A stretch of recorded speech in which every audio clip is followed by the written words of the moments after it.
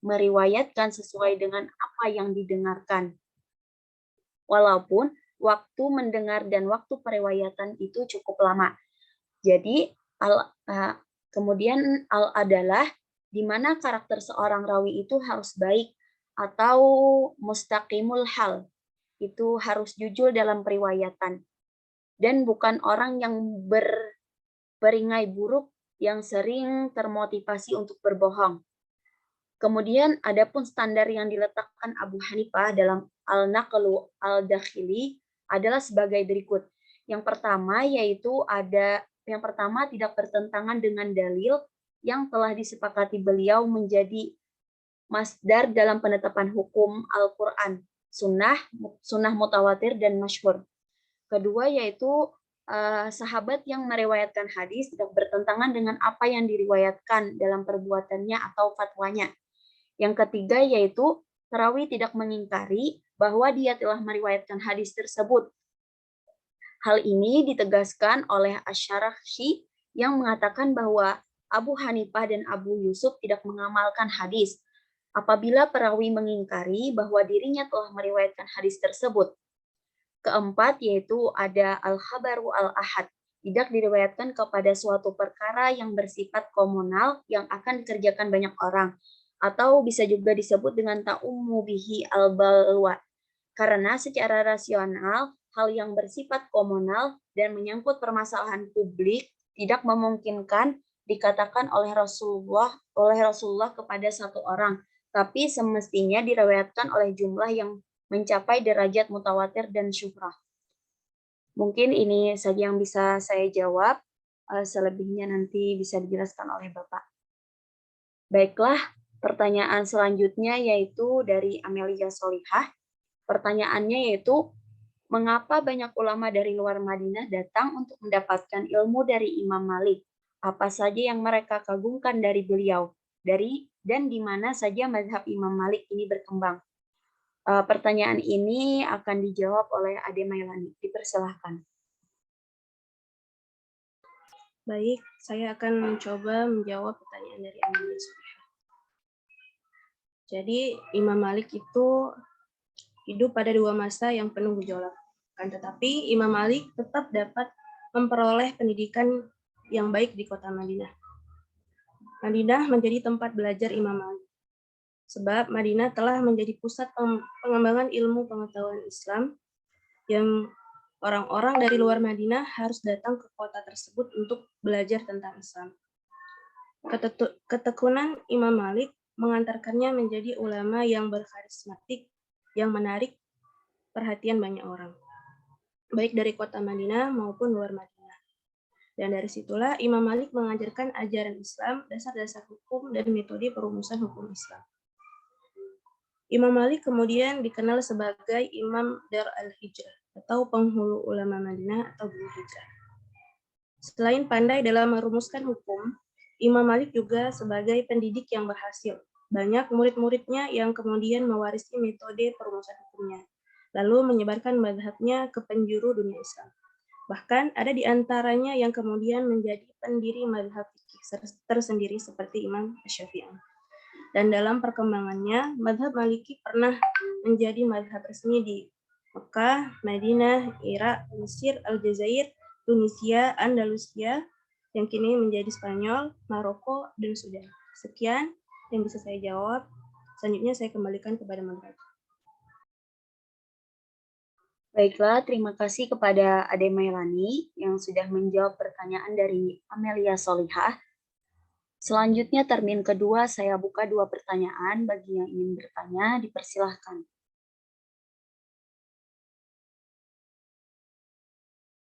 Dipersilahkan bagi yang ingin bertanya. Saya izin bertanya.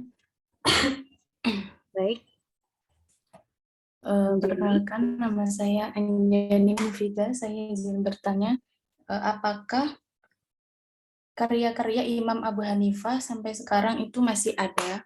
Kalau masih ada, itu karya yang mana saja? Kalau sudah tidak ada, itu apa alasannya? Itu saja pertanyaan dari saya. Terima kasih. Baiklah, terima kasih kepada Anjani. Bagi siapa lagi yang ingin bertanya, dipersilahkan.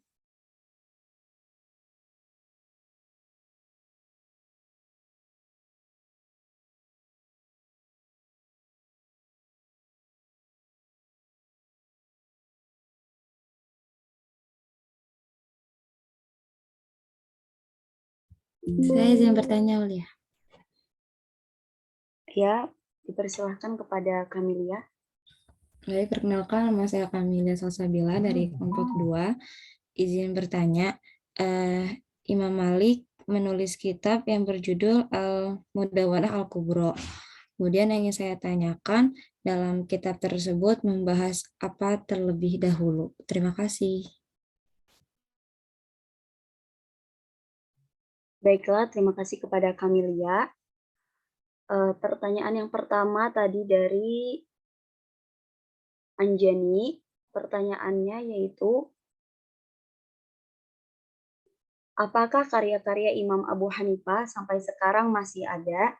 Jika ada, karya yang mana? Dan jika tidak ada, apa alasannya? Baiklah, kepada kelompok 7, apakah ada yang ingin menjawab?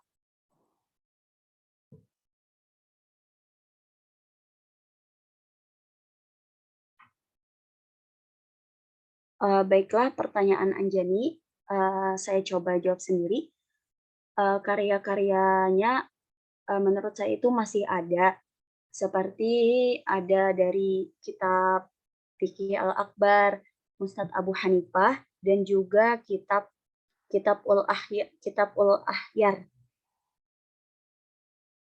Bahkan sekarang juga itu Fikih Al-Akbar itu sudah ada muncul terjemahannya. Mungkin itu saja yang bisa saya jawab. Selanjutnya yaitu pertanyaan dari Kamilia. Pertanyaannya yaitu, Imam Malik menulis kitab yang berjudul Al-Mudawwanah Al-Kubra.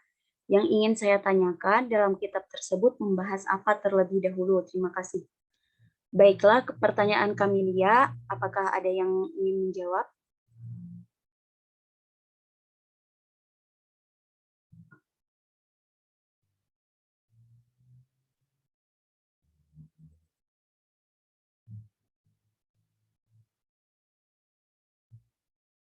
Baiklah, pertanyaan Kamilia saya coba jawab sendiri.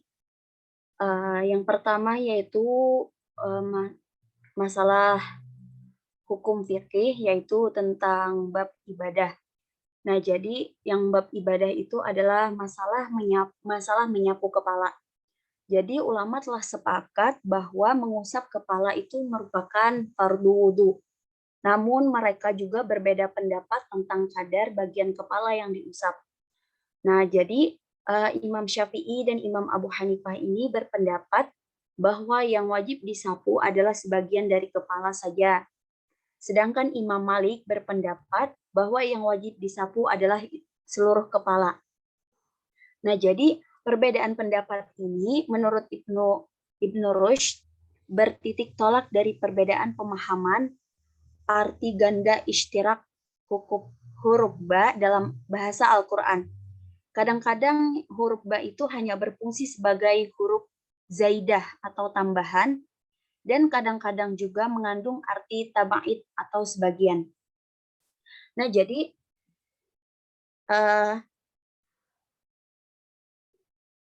perbedaan pendapat menurut pakar Nahwu Kufah, ulama yang berpendapat itu bahwa ba berfungsi sebagai ziyadah atau pelengkap itu mewajibkan mengusap seluruh kepala.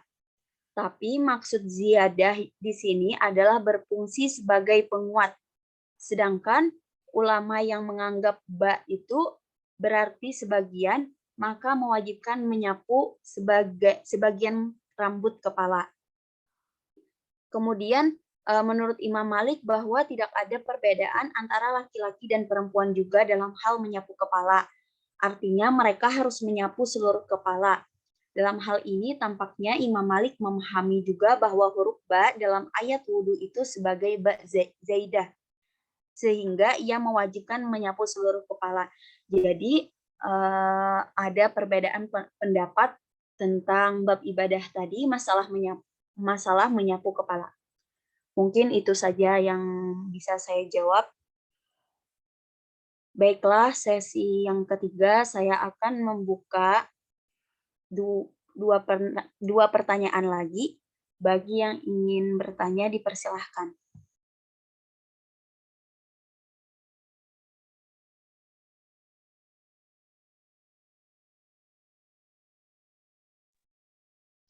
Apakah ada yang ingin Izin bertanya? bertanya, Aulia Rahma. Baik, dipersilahkan kepada Adania Safitri. Eh, Baik, perkenalkan saya dari kelompok 6 ingin bertanya. Dari makalah terdapat nilai ulama terhadap Imam Malik. Nah, oleh karena itu saya mau bertanya, bagaimana cara menanggapi jika menemukan segelintir orang yang pada kalangan saat ini yang tidak pro terhadap Imam Malik, baik dari segi keilmuan beliau ataupun terkait dari karya-karya beliau. Mungkin itu saja yang bisa saya tanyakan. Terima kasih. Baiklah, terima kasih kepada Adania Safitri.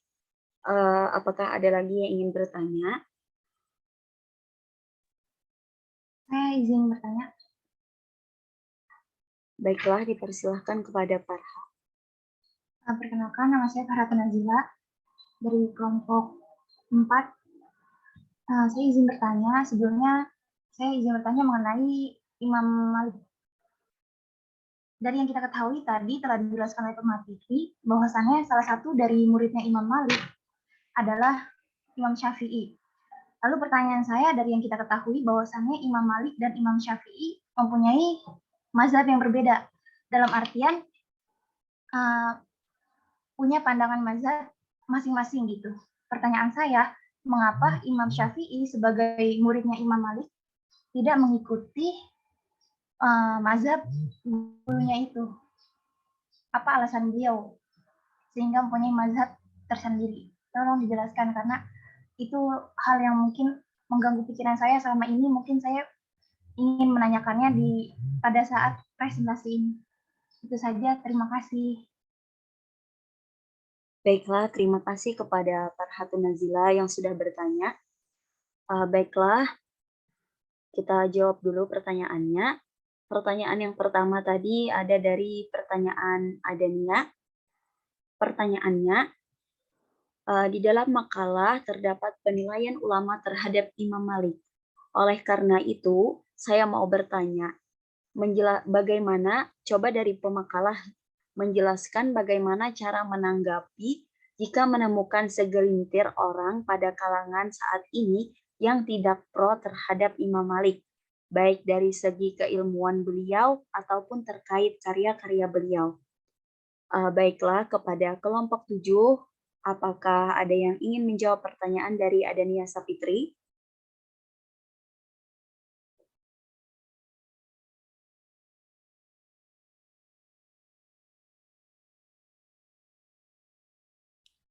Kepada Saya kelompok ingin 7, mencoba menjawab, moderator. baik, kepada Devi dipersilahkan. Baik, menurut kami para pemakalah, jika dalam hal akademisi, sangatlah wajar jika terjadi hal-hal yang pro dan kontra. Selama yang tidak pro itu tidak menganggap bahwa hasil pemikiran Imam Malik ini adalah salah, tidak layak untuk dijadikan acuan, dan pendapatnya lah yang terbenar. Karena para ulama atau orang-orang yang ada dalam bidang akademis ini juga mereka berhak untuk menuangkan pemikirannya dari hasil ijtihad mereka. Seperti halnya Imam Hanafi yang mengomentari pendapat dari Imam Maliki dan begitupun sebaliknya, Imam Maliki yang mengomentari pendapat dari Imam Hanafi. Yang perlu dipahami bahwa Imam Malik adalah seorang tokoh dalam bidang ilmu fikih dan hadis yang sangat luas ilmunya serta sangat dalam pemahamannya, dan beliau juga memiliki banyak pengikut dari mazhab yang didirikannya. Jadi beliau pastilah termasuk ke dalam golongan orang-orang yang mulia di sisi Allah. Mungkin itu jawaban dari saya. Jika ada tambahan boleh dari teman-teman, saya kembalikan kepada moderator. Baiklah, terima kasih kepada Devi Nuria yang telah menjawab pertanyaan dari Adania Safitri.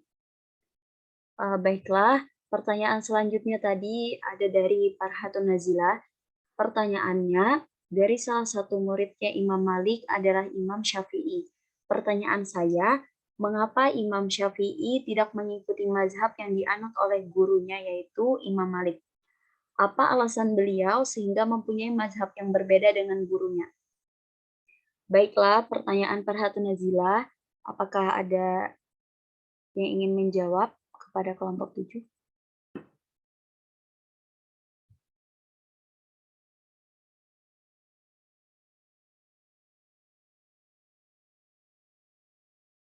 Kelompok 7, apakah ada yang ingin menjawab pertanyaan dari Farhatun Nazila?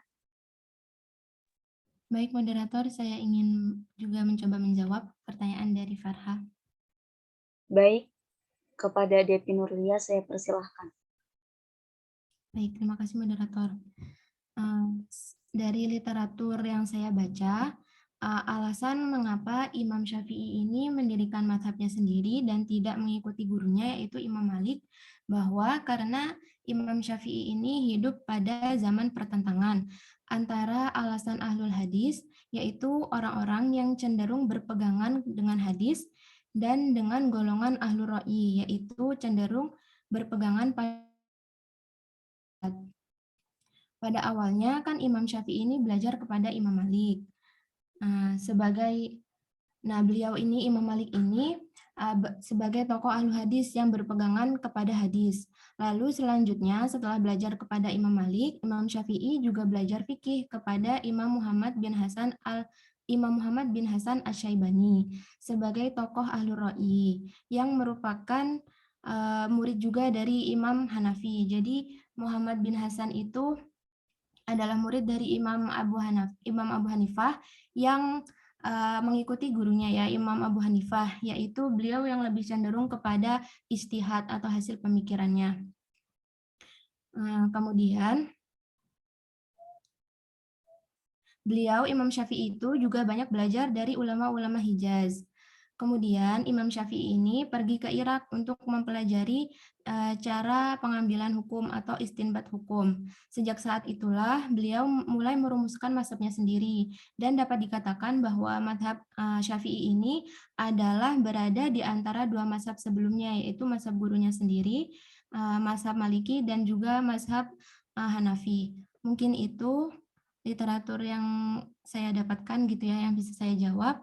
Mungkin dari teman-teman ada yang mau menambahkan, saya persilahkan dan saya kembalikan kepada moderator.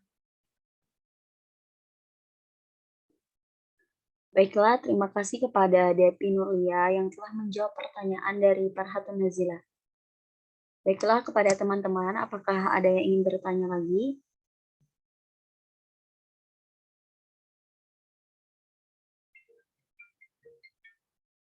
Kepada teman-teman, apakah ada yang ingin bertanya lagi?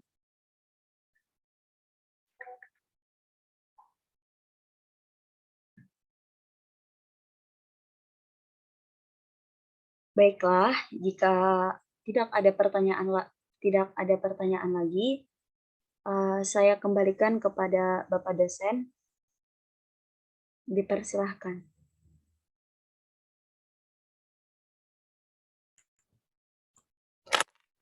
Oke, pembahasan kita hari ini Musnad Abu Hanifah dan Musnad Muwatta Imam Malik. Ya, Musnad sebagaimana yang sudah kita bahas di awal pertemuan, yang dinamakan dengan Musnad itu adalah kitab-kitab hadis yang disusun berdasarkan ya model penulisan hadis dengan mengumpulkan hadis-hadis marfu pada Nabi SAW yang disusun berdasarkan nama sahabat yang meriwayatkan atau berdasarkan nama guru, ya nama guru dari yang menulis kitab hadis tersebut. Ya, namakan musnad karena disusun berdasarkan nama-nama sahabat atau nama-nama perawi hadis yang diriwayatkan, yang menjadi tempat pengambilan hadis dari dari penulis kitab hadis tersebut. Model kitab ini berkembang di abad dari mulai awal abad kedua sampai puncak kodifikasi hadis. Ya, sampai puncak kodifikasi hadis. Di antara kitab musnad yang kita kenal, yang kita bahas pada hari ini, musnad Ustadz Abu Hanifah, nanti ada Ustadz Ahmad bin Hambal, dan lain sebagainya. Banyak sekali kitab Ustadz itu. Ya, ada Ustadz Ummahatul Mukminin, ada Ustadz Ibnu Ruwaihah, ada Musnad Abu Bakar As-Siddiq, ada Musnad Abu Hurairah, ada Musnad Sa'ad bin Abi Waqqas, ada Musnad Fatimah, ada Musnad Humaydi, ada Musnad Abi Awanah, ada Musnad Asy-Syihab, ada Musnad apa Yalasi, ada banyak lagi kitab-kitab Musnad yang pernah ditulis oleh para penulis kitab hadis. Itu ya. Ahmad bin Muhammad, siapa namanya? Abu Hanifah. Ya, Abu Hanifah termasuk dalam tingkatan atau tabaqat sighar tabi'in. Ya, kita tahu tingkatan hadis, tingkatan perawi hadis itu ada yang namanya sahabat, di bawah sahabat itu ada tabi'in. Tabi'in itu nanti dibagi dua, ada kibarut tabi'in, atau yang disebut dengan sahabat pun dibagi dua juga, ada kibarus sahabat, sahabat-sahabat yang senior, ada sahabat-sahabat junior. Di antara sahabat-sahabat senior itu ada Abu Bakar, ada Umar bin Khattab, ada Sa'ad bin Abi Waqqas, ada Ali bin Abi Thalib, itu termasuk dalam kategori kibarut tabi'in. Sighar tabi'in ya termasuk di antaranya ya siapa namanya? Anas bin Malik, ada Ibnu Abbas, ada nanti Zubair bin Awam, ya bukan Zubair bin Abdullah bin Zubair, ada nanti siapa lagi, siapa, Zaid bin Harithah, Zaid bin Thabit, ya murid daripada tabi'in, sahabat ada namanya tabi'in itu nanti dibagi menjadi dua, ada sighar tabi'in, ada kibarut tabi'in, ya. Di antara tabi'in itu ya ada Sa'id bin Musayyib, ada Ikrimah, ada siapa, Sya'bi, ada Urwah bin Zubair, ada Sa'id bin Jubair, ada Ibrahim An-Nakhai, ada Atha' bin Abi Rabah, itu mereka satu angkatan semua itu. Ada Ma'mar bin Yazid, ada Alqamah bin Qais, ada Qatadah bin Ni'amah, ada Ayub Al-Maraghi dan sebagainya. Ya, ada sighar tabi'in, ada Hasan Al-Basri, ada Ibnu Sirin, ada Az-Zuhri, Ibnu Sir Az-Zuhri termasuk dalam sighar tabi'in. Ya, sighar tabi'in. Ada Ibnu Juraid, ada Sufyan Ats-Tsauri, ada Sufyan bin Uyainah, ada Yahya Sa'id bin Qattan, ada Abu Hanifah, ada Laits As-Sa'ad. Ya. Ada atba'ut tabi'in itu ya Umar bin Abdul Aziz, ada Qasim bin Muhammad, ada Abu Ayyub As-Sulaimi, ya termasuk dalam kategori tabi'in itu Imam Malik termasuk tabi'in. Ya, Abu Hanifah termasuk dalam kategori kategori sighar tabi'in. Termasuk dalam kategori sighar tabi'in. Lahir tahun 80-an sekian lah, 86 atau 87. Tahun berapa makalah lahirnya Abu Hanifah? Makalah Abu Hanifah lahir kapan? Halo, makalah. Mana makalah tadi? Coba dilihat lagi kapan lahirnya Abu Hanifah. Tahun 80 Hijriah, Pak. 80-an sekian Hijriah, 89 atau 8 apa gitu. Ya, termasuk dalam sighar tabi'in, termasuk tabaqat ke-6 ya. Nah, ada namanya sahabat kecil, sahabat besar, ada nanti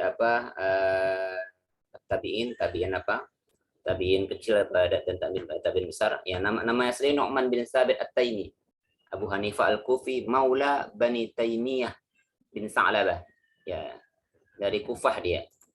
Ya, di antara guru-gurunya ada Asy-Sya'bi. Sya'bi itu murid daripada Ibn Mas'ud. Kufah itu kan guru daripada masyarakat Kufah itu kan Abdullah bin Mas'ud. Di antara murid-murid Abdullah bin Mas'ud adalah Amir Asy-Sya'bi, Abdullah bin Dinar, ada Hamad bin Sulaiman, ada Khalid bin Alqamah, ada Zaid Alaqah, ada Said Al-Mansuri, ada Ammar bin Dinar dan sebagainya. Itu murid-murid daripada Abu Hanifah itu. Ya, murid-murid Abu Hanifah tersebut nanti akan nanti akan menjadi guru daripada Abu Hanifah. Ya, murid daripada Abdullah bin Mas'ud nanti akan menjadi guru daripada Abu Hanifah. Ya, sedangkan murid-muridnya Abu Hanifah itu banyak, ada Abdullah bin Mubarak. Bin Mubarak itu ya hampir satu angkatan lah dengan satu angkatan dengan Imam Malik nantinya. Ya, ada Abdul Razak bin Hammam, ada Abdul Aziz Khalid At-Tirmizi, ada Al-Jurjani, ada Abdul Warith As-Sa'di, ada Ali bin Asim Al-Wasiti, ada Isa bin Yunus, dan sebagainya.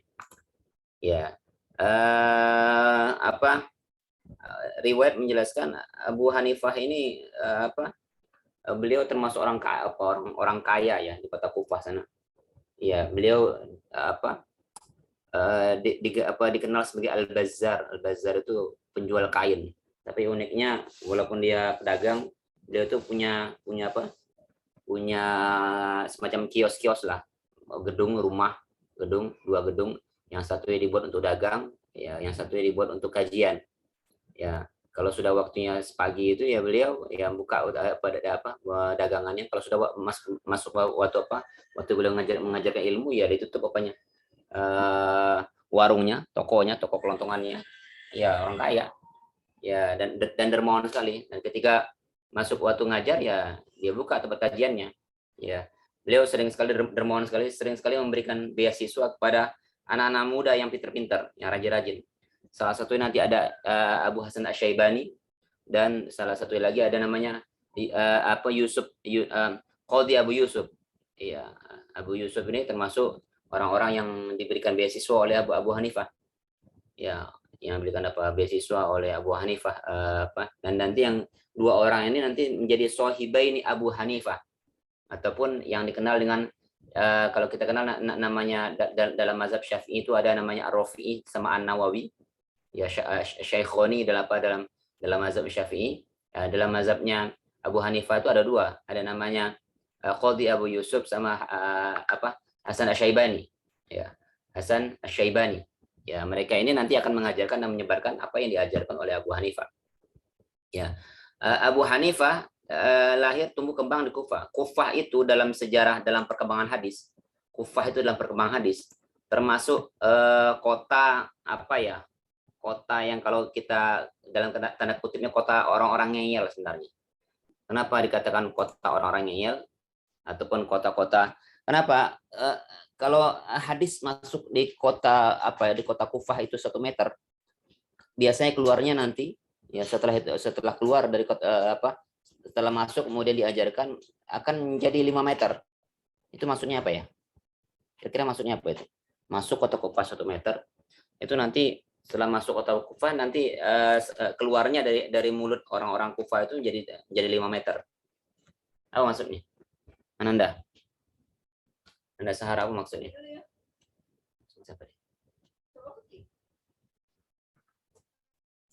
Ya, apa maksud itu? Ya, terjadi banyak pemalsuan hadis. Orang Kufah itu Orang Kufah itu tempat Kufah itu tempat apa? Tempat orang-orang yang sering memalsukan hadis.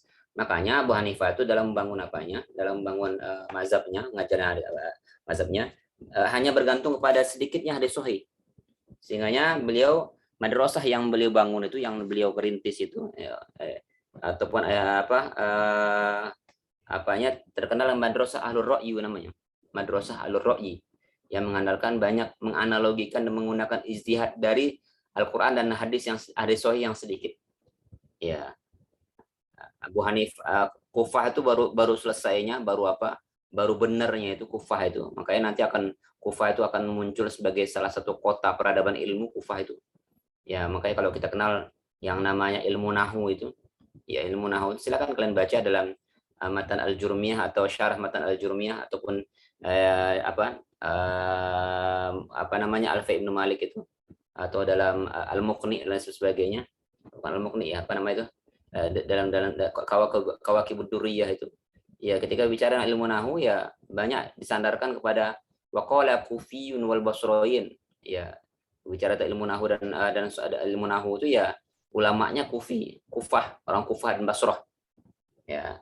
Itu nanti di masa pemerintahan Bani Umayyah, ya Bani Umayyah, nanti Kufah itu nanti akan dikirimin salah satu panglima ataupun panglima gubernur. Gubernur nanti ya, diutus nanti Yusuf apa namanya? Bukan Yusuf, Hajjaj bin Yusuf Ats-Tsaqafi. Hajjaj bin Yusuf Ats-Tsaqafi itu ahli Al-Quran, tapi dia kejam sekali. Ya, kejam sekali. Dia gampang sekali bunuh orang itu, Hajjaj bin Yusuf Ats-Tsaqafi itu. Ya Hajjaj bin Yusuf Ats-Tsaqafi ketika diutus untuk menjadi gubernurnya Kufah, beliau mengatakan, aku tadi di jalan ketika menuju kota Kufah, tadi aku jalan dari membawa 2 pedang. Satu pedangku namanya pedang rahmat, yang satu lagi pedang adab. Pedang rahmatku sudah ketinggalan, kececer jalan. Ya, yang ada sekarang pedang pedang yang kubawa adalah pedang azab.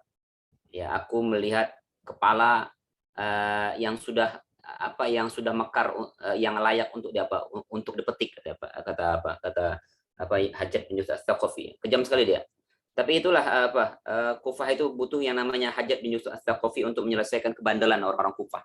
Kayaknya nanti selesai masuknya Hajjaj bin Yusuf itu, kebandelan orang-orang Kufah itu ya mulai menurun.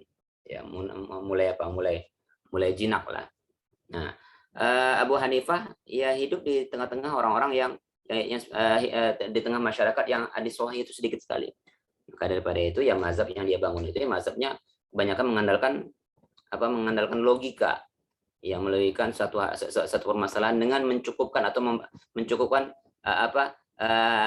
Al-Quran dan sedikitnya hadis sahih di sana. Riwayat menjelaskan ada satu pendapat menjelaskan bahwa Abu Hanifah itu hanya meriwayatkan setidaknya ada 130 hadis saja, dan itu juga disampaikan oleh ada Al-Qurtubi dan Ibnu Sa'ad yang memberikan penilaian yang sama. Ya, tapi Ali Al-Madini menjelaskan ya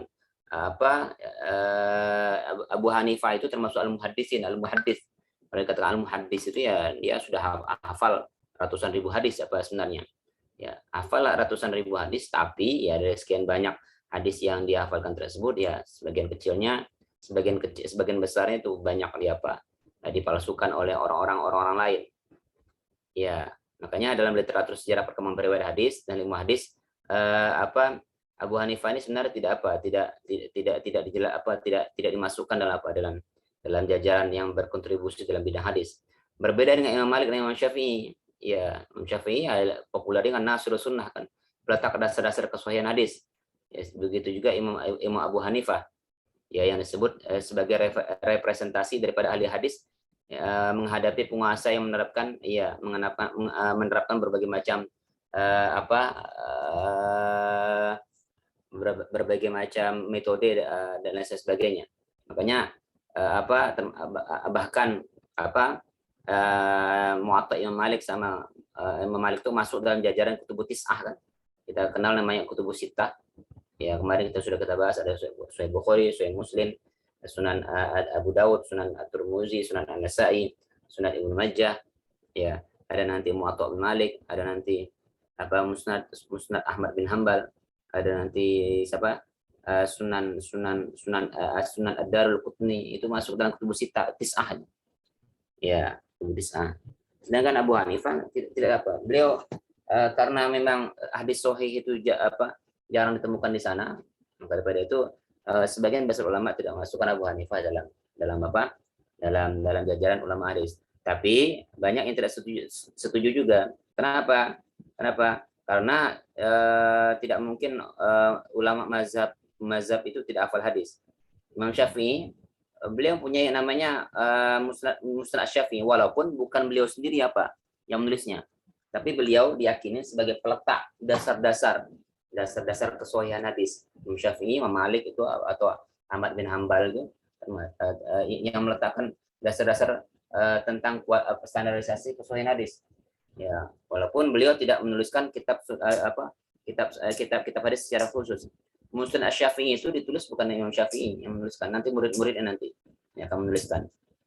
Ya, berbeda nanti ada Imam Malik dan Imam Ahmad bin Hanbal, nanti akan kita bahas di pertemuan ini akan datang. Ya, itu adalah orang-orang yang mempunyai secara khusus menulis kitab dalam bidang hadis. Imam Malik, apalagi Ahmad bin Hanbal. Kitab Musnad Ahmad bin Hanbal itu hampir ada 40.000 hadis di dalamnya. Ya, di dalamnya ada 40.000 hadis. Maka daripada itu Ahmad bin Hambal atau Ahmad bin Hambal, Abu Hanifah, ya Abu Hanifah, kitab Abu Hanifah itu ya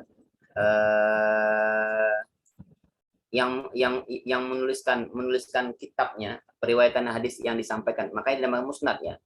Yang musnad ada hadis yang kitab hadis, model kitab penulisnya hadis yang disandarkan kepada perawi guru daripada perawi yang menuliskan yang meriwayatkan hadis ini, atau berdasarkan nama para sahabat. Ya, Musnad Ahmad bin Hambal nanti akan ditulis para ulama setelahnya nanti. Ya, akan ditulis oleh ulama setelahnya nanti. Ya, mengumpulkan jalur periwayatan yang disampaikan oleh Abu Hanifah, ya berdasar dengan model musnad. Makanya nanti silakan kalian lihat dalam musnad Abu Hanifah yang diriwayatkan, nanti ada perawian ya, yang diriwayatkan.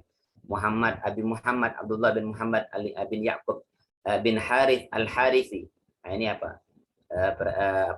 Musnad Ahmad bin Hambal melalui jalur periwayatan Abi Muhammad Abdullah bin Muhammad Ya'qub bin Harith al-Harithi. Berbeda dengan kitab Sahih Bukhari yang sudah kita bahas sebelumnya. Itu memang ditulis langsung, hadis-hadis yang ditulis langsung oleh penulis hadisnya. Ya, penulis hadisnya. Bukhari ya ditulis langsung Bukhari, Muslim ditulis oleh Muslim. Berbeda dengan Musnad Ahmad bin Hambal, ya nanti Imam Malik seperti itu juga. Kitab Imam Malik itu rupanya bukan hanya satu versi, setidaknya ada 14 jalur periwayatan. 14 jalur periwayatan, termasuk juga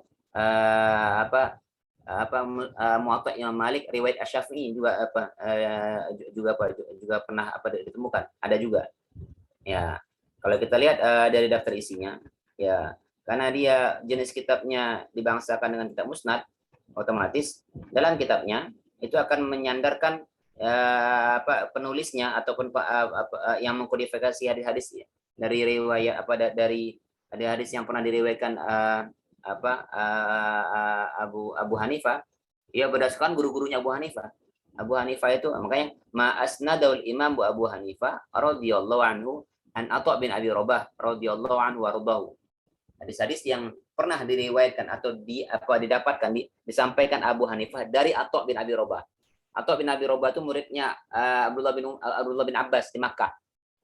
Ya. Makanya nanti saat Abu Hanifah haji ataupun umroh, yang beliau nanti akan banyak belajar kepada Atha bin Abi Rabah, ada nanti kepada Ikrimah, ada kepada Taus, ada kepada Umar bin Dinar. Itu semua kan rata-rata muridnya Abdullah bin Abbas semua. Ada dari Muqassim Maula Ibnu Abbas, ada dari Abi Ma'bad, ya dari Nafi Maula Ibnu Umar. Ini murid-muridnya murid-murid sahabat semua kan. Iya. Ya, contohnya Asnadu Abu Hanifah an Abi Zubair Muhammad bin Muslim bin Tadarrusi al-Makki, orang Makkah. Orang Makkah itu pasti muridnya Ibnu Abbas. Abu Hanifah an Umar bin Dinar, dari Taus, dari Ikrimah Maula Ibnu Abbas.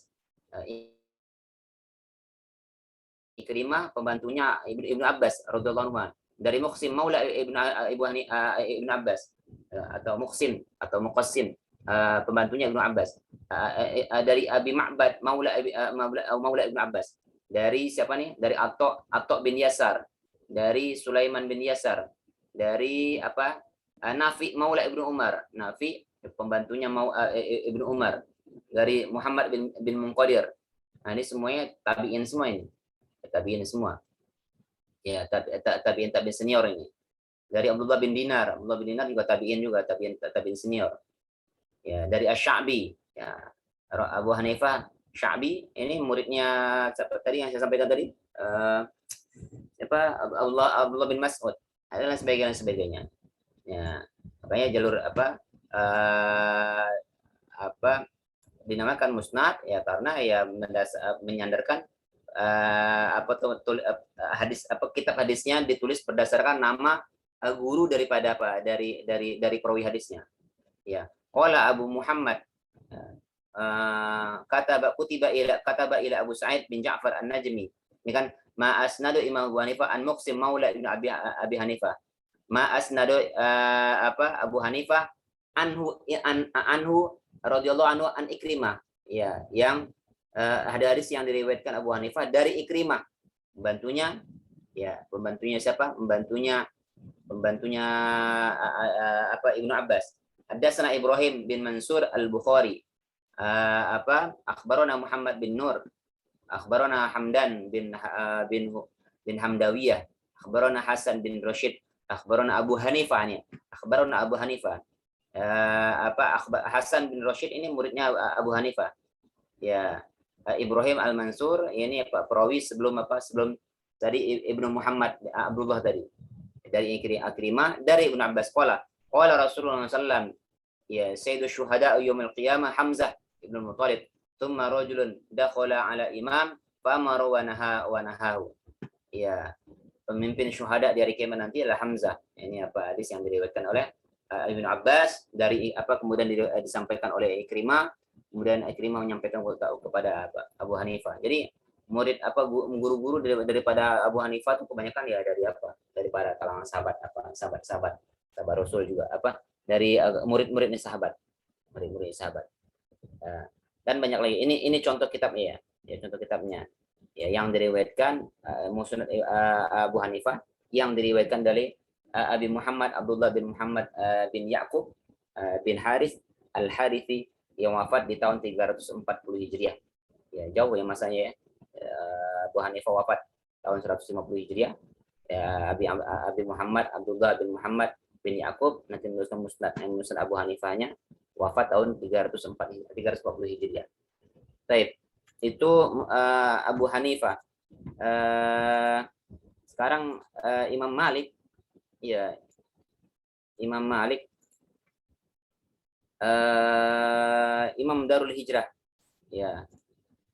Kalau tadi Abu Hanifah madrasah yang beliau bangun itu dikenal dengan madrasahnya Ahlul Ra'yu ya, madrasah yang dibangun oleh Imam Malik itu nama madrasah Ahlul Hadis ya, madrasah Ahlul Hadis ya. Kenapa ya?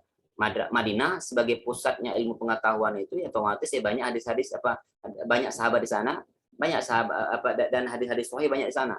Makanya madrasah yang beliau bangun itu madrasah al-hadis dan hadis sahih itu banyak sekali di sana. Berbeda dengan Abu Hanifah tadi. Berbeda dengan Abu Hanifah yang berada di Kufah, yang mana hadis sahih sangat jarang berada di sana. Ada hadis banyak tapi ya karena tadi dipalsukan tadi, otomatis hadis-hadis yang dipalsukan ataupun hadis-hadis yang ditambah-tambahin tersebut ya status ataupun kriteria hadisnya kan bermasalah di situ. Jadi ya beliau Imam Malik itu semasa dengan pernah satu kali semasa hidup sezaman dengan Bani Abbasiyah ya, Bani Abbasiyah. Harun al-Rasyid suatu hari dalam kunjungan ke Madinah, Khalifah Bani Abbasiyah Harun al-Rasyid tertarik mengikuti ceramah Al-Mu'atta'nya ya. Nama lakop tadi di antara lakopnya ada Al-Asbahani, ada Al-Madani, ada Al-Faqih, ada Imam Darul Hijrah, Imam Darul Hijrah, ada Al-Fumairi, kunyahnya Abu Abdullah, anaknya Abdullah namanya. Ya, beliau termasuk dalam ulama ataupun orang yang berstatus sosial tinggi sekali. Ya, masuk Islam, kakeknya masuk Islam tahun 2 Hijriah, namanya Amir. Makanya nama beliau itu kan Anas bin Malik ya. Anas bin Malik bin Amir. Malik dan ayahnya namanya Malik. Ya, kakeknya namanya Abu Amir. Ya. Kemudian beliau lahir tahun 93 Hijriah. Ada yang mengatakan 90, 93, 94, 97. Tapi mayoritas ulama cenderung mengatakan beliau lahir tahun 93 Hijriah. Ya, ini nama guru-gurunya tadi sudah kita bahas kan, sudah disampaikan oleh oleh pemakalah tadi. Ada Hisham bin Urwah. Urwah ini anaknya Zubair. Zubair itu saudara Urwah itu juga saudara daripada Abdullah bin Zubair. Zubair itu ayahnya adalah suami daripada Asma. Asma itu saudaranya Aisyah. Berarti Urwah bin Zubair itu atau Abdullah bin Zubair itu adalah ponakan daripada Aisyah. Hashim ya itu cucu daripada Zubair bin Awam. Cucu juga daripada Aisyah berarti. Ada Muhammad bin Munqadir dan banyak lagi muridnya, gurunya. Ini muridnya, di antara muridnya ada Abu Hanifah, Imam Syafi'i ya. Di antara muridnya Abu Hanifah pernah belajar pada Imam Malik. Ya, juga belajar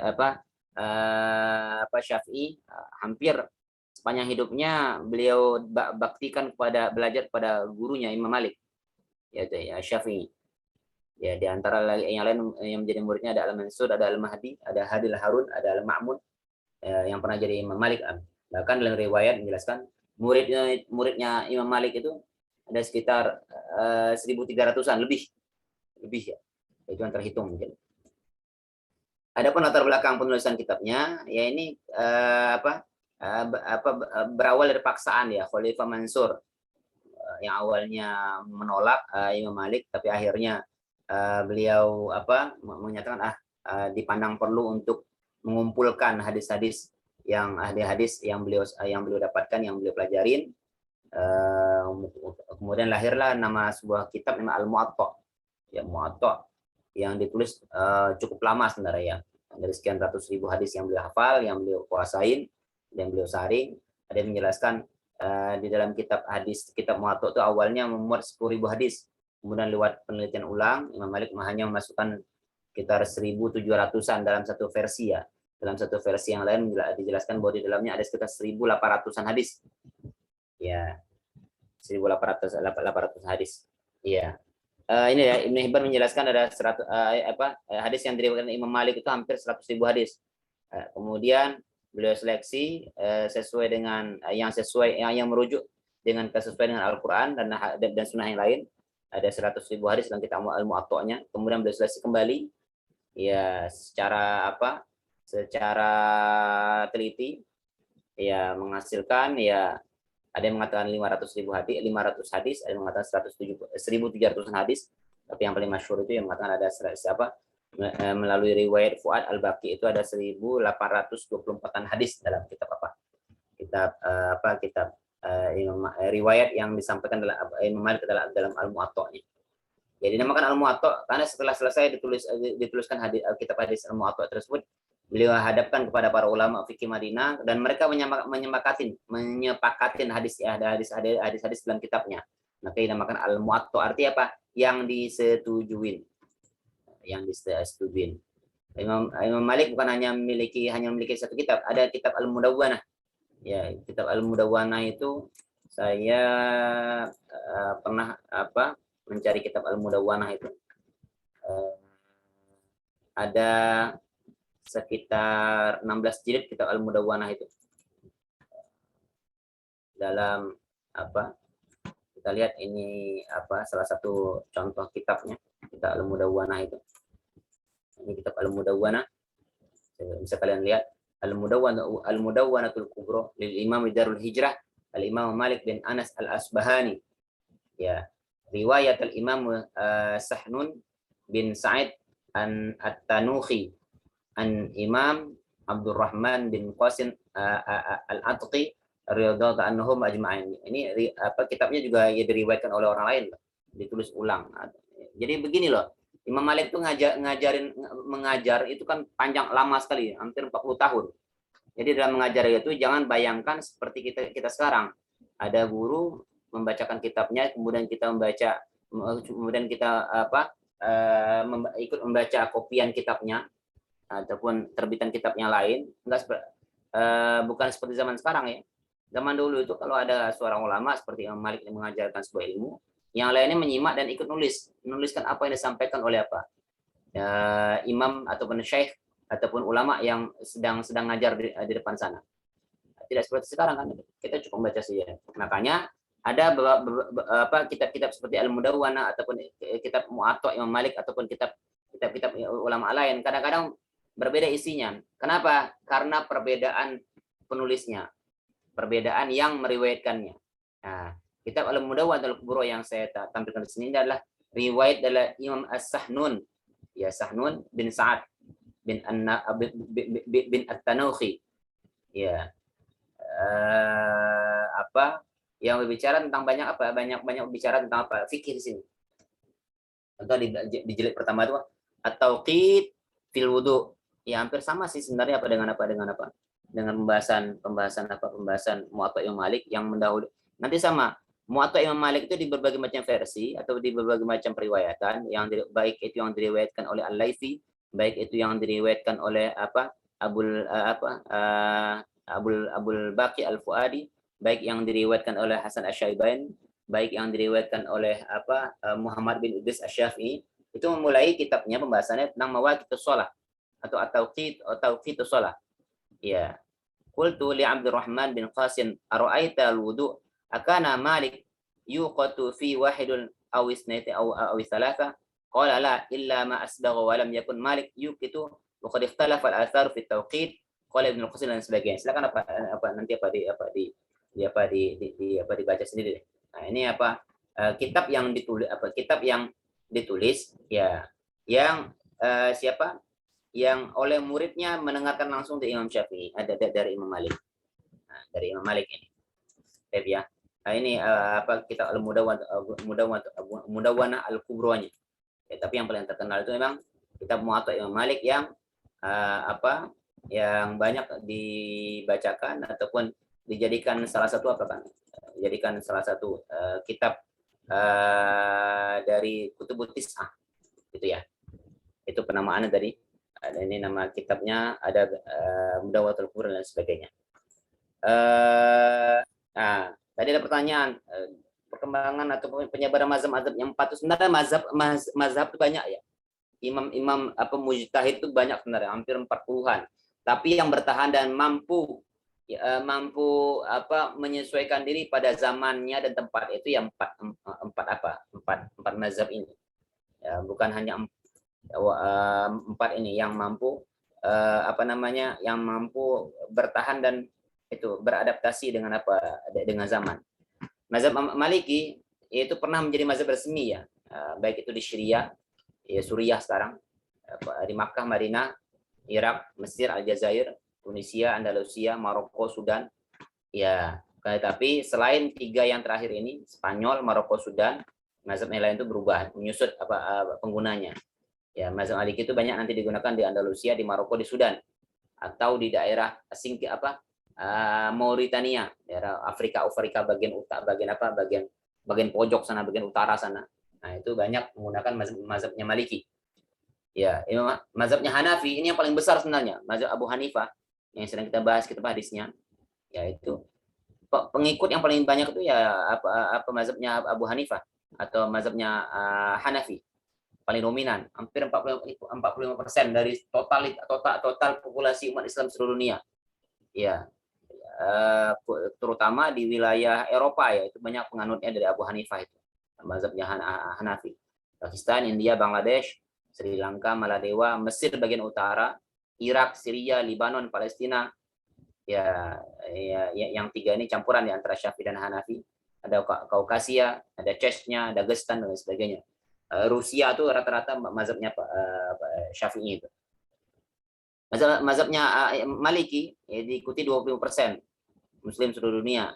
Ya, di antara di Afrika Barat, Afrika Utara, itu kan yang saya sampaikan tadi, daerah Mauritania, daerah Maroko, Tunisia, Libya itu orang-orangnya mazhabnya Maliki. Ya, Syafi'i itu hanya 28%. Ya, lebih banyak 3% dari Maliki. Ya, wilayahnya Turki, Indonesia, Irak, Syria, Iran, Mesir, Somalia, Yaman, Thailand, ya wilayah Asia Tenggara itu rata-rata mazhabnya Syafi'i.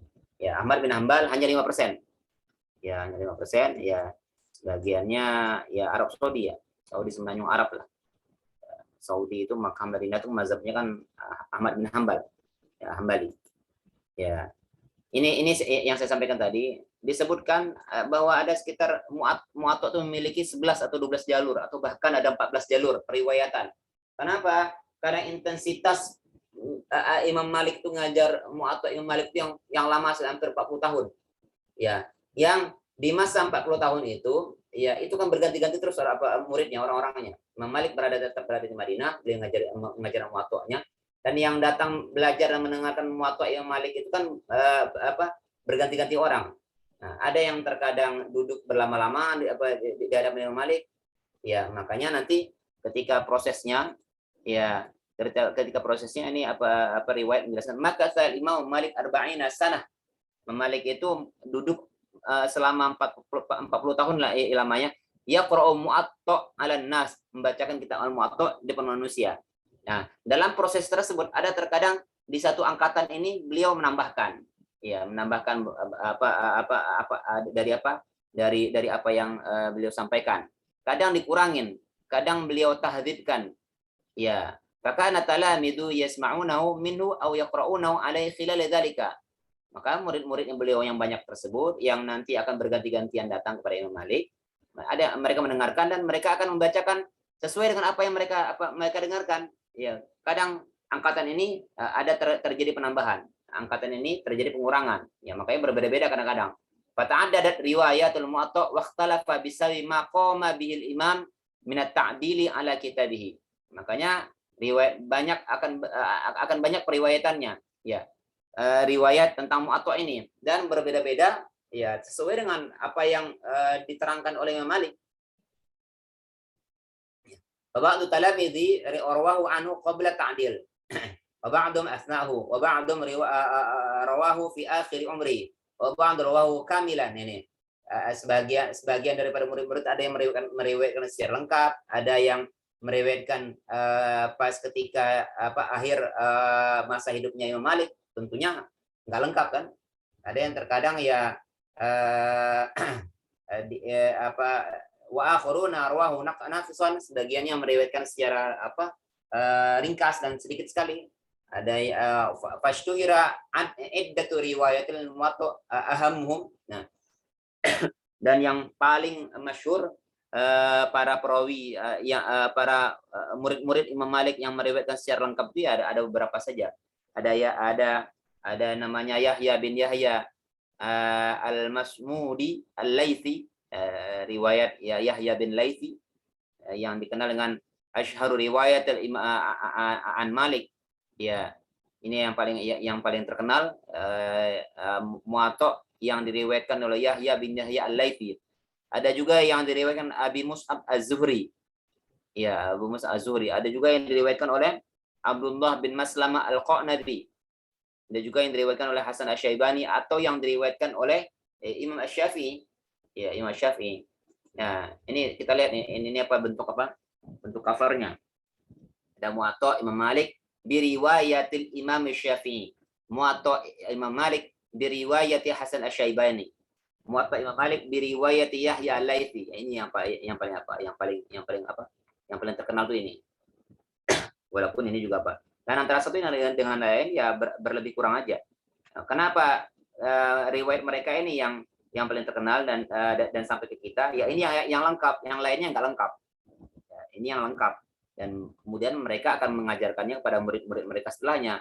Yahya al-Laitsi nanti akan mengajarkan kepada murid-murid setelahnya. Masuk ujar Hasan Asy-Syaibani. Hasan Asy-Syaibani ini kan Ahmad bin Hasan Asy-Syaibani kan anak daripada Hasan Asy-Syaibani. Hasan Asy-Syaibani ini murid daripada siapa namanya? Abu Hanifah. Ya, Muhammad bin Hasan Asy-Syaibani. Ya, Muhammad bin Hasan Asy-Syaibani ini adalah murid daripada Abu Hanifah. Ya, murid daripada Abu Hanifah. Termasuk juga ya, Imam Syafi'i. Ya. Ada juga riwayat dari Muhammad Fuad Abdul Baqi yang terdiri dari dua jilid. Nah, ini semua kitabnya, semua periwayatan itu secara tidak langsung ya berputar pada ini saja, meliputi yang pertama tentang waktu-waktu sholat, mawaqit sholat, atau kadang-kadang tauqitus sholat. Ya, perbedaan judulnya saja sebenarnya. Kemudian terkait dengan bersuci, sholat, lupa, sholat Jumat dan sebagainya. Nah, salah satu contohnya bisa kalian lihat di sini. Ini contoh misalnya Al-Muwatta. Al-Muwatta ini yang diriwayatkan. Ya, ini coba kalian lihat ya. Inilah uniknya kita Al-Muwatta ini. Ya, ini yang diriwayatkan oleh rawahu Muhammad bin Hasan Asy-Syaibani. Ya, Muwatta Imam Malik Abi Abdullah Malik bin Anas al-Asbahani al-Alim. Riwayat Muhammad Hasan Asy-Syaibani. Ada yang diriwayatkan juga oleh Muwatta oleh siapa nih? Abdul Baqi Muhammad Fuad Abdul Baqi. Ada diriwayatkan oleh ini kitabnya li Imam Darul Hijrah Malik Yahya bin Yahya al-Laitsi al-Andalusi. Ada juga yang diriwayatkan oleh ini tadi Al-Qanabi dari riwayat Abdullah bin Maslamah Al-Qanabi. yang wafat tahun 221 Hijriah. Yang ya berlebih kurang ya, sebagaimana saya sampaikan, berlebih kurang semuanya pemaparan dan penyajiannya, tergantung bagaimana kondisi Imam Malik ketika mengajarkannya di hadapan mereka ini, masing-masing mereka ini. Kadang dikurangin, kadang ditambahkan, kadang lain sebagainya, tergantung kondisi murid juga. Ya, yang sampai ke kita, baik itu yang riwayat Muhammad As-Syaibani atau Al-Laitsi atau dari Muhammad Fuad Abdul Baqi atau dari Nabi tadi, ya ini semuanya yang lengkap sampai ditulis, dan mereka kemungkinan besar duduk berlama-lama, konsisten duduknya ketika mendengarkan Muwatta Imam Malik dari Imam Malik sendiri. Baik, sampai di sini ada yang bertanya, kan silakan. Sudah pukul 11.19. Saya kira cukup ya. Silakan nanti dibaca-baca lagi sendiri nanti terkait dengan dua pembahasan ini. Saya absen dulu. Kelas 4A ya? Iya, Pak.